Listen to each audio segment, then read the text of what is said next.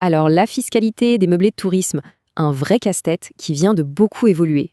Pas mal de propriétaires se sont retrouvés avec une situation fiscale, disons, compliquée, et surtout coûteuse.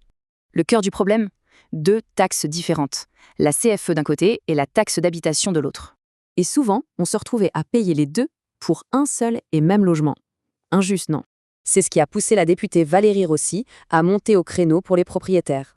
Son argument était simple, cette double taxe met en danger l'économie de zones touristiques clés.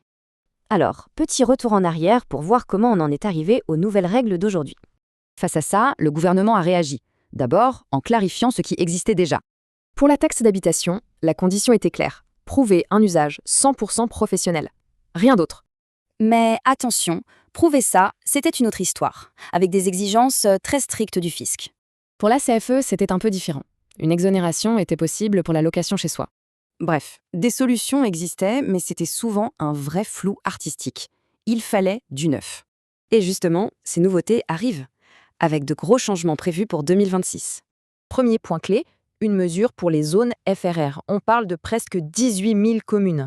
Dans ces zones, les mairies peuvent maintenant décider d'exonérer les nouveaux meublés de la CFE. Mais le gros morceau, c'est pour 2026. Et ça vise directement la taxe d'habitation. Alors comment ça marche? Il y a deux pistes. Soit une décision locale, soit un droit automatique. Attention, petit détail qui compte. L'exonération ne concerne que la partie louée, pas toute la maison. Donc, pour résumer, il y a de vraies pistes pour alléger la note, c'est maintenant bien plus clair. La grande question maintenant, est-ce que ça va suffire pour vraiment redynamiser nos campagnes?